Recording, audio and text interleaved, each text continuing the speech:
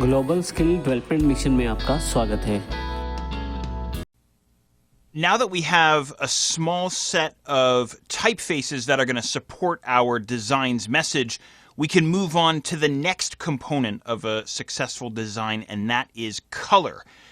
And I want to get us started on the issue or the subject of color by discussing with you the psychological impact that color can have. Whether you're aware of it or not, color does indeed communicate and speak to us, and it does indeed have a psychological impact on your viewers. And if you use color correctly, it can be one of the most powerful tools that you have in your design toolbox. So as I'm saying here, we can use color as a nonverbal way to help us communicate our design's message. And color is a really powerful way to imply or convey a mood and emotion. So what I'm going to do here is I'm going to get us started with the primary colors. Let's start with red. Now, the color red implies or communicates things like passion or love or heat or hot. It's provocative, and it's also a very exciting color as well. On a negative note, though, it can suggest violence or aggression. It can also mean danger.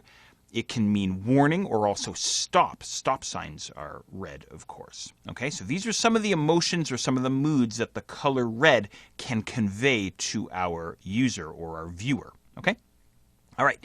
Now, the next primary color that we have, if I move over to the right just a little bit, we have yellow.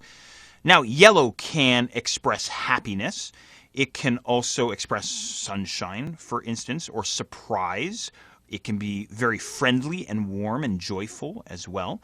But on the negative side, it can also mean warning, just like red. It can mean hazard, and it can also mean caution as well. So you need to think about these things as you're deciding on which colors you want to use to employ in your design. Okay? All right, the third and final primary of color, of course, is blue.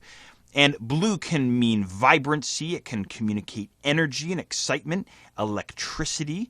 It can also convey conservative values or authority. It can convey strength or professionalism, credibility, and it can also be melancholy as well. Be careful, though, because it can also express, on that note of melancholy, sadness, perhaps, or despair. So think about that as you're using blues or considering using blues inside your layouts. Now, of course, there are millions of colors under the sun. We're not going to go through every single color and exactly what mood they evoke. As a matter of fact, you already know what moods certain colors convey and express. But what I'll do here is I'll take some primary colors and I'll mix them together. So obviously, if we take red and yellow and mix them together, we're going to get orange. And orange is very energizing and optimistic. It's full of energy and can also express childlike wonder and fun and creativity if you want to consider those moods as well. I'm sure you can think of other moods that orange may convey. If we take red and blue and mix them together, we're going to get purple, of course, and purple can express sensuality. It can express drama.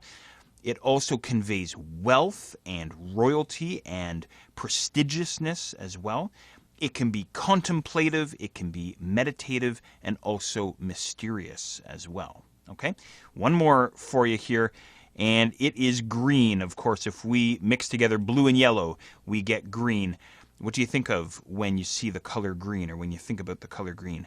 I think of finance or money right away, right off the top of my head, wealth.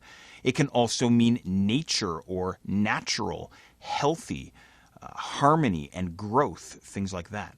So consider these different moods, the moods that color is expressing or evoking or communicating when you decide to put together a small set of colors for your design. And as a matter of fact, that's what's coming up in the next exercise. I want to show you how we can now take what we've learned here and use it to build a set of colors or a palette of colors to help reinforce the message of our design.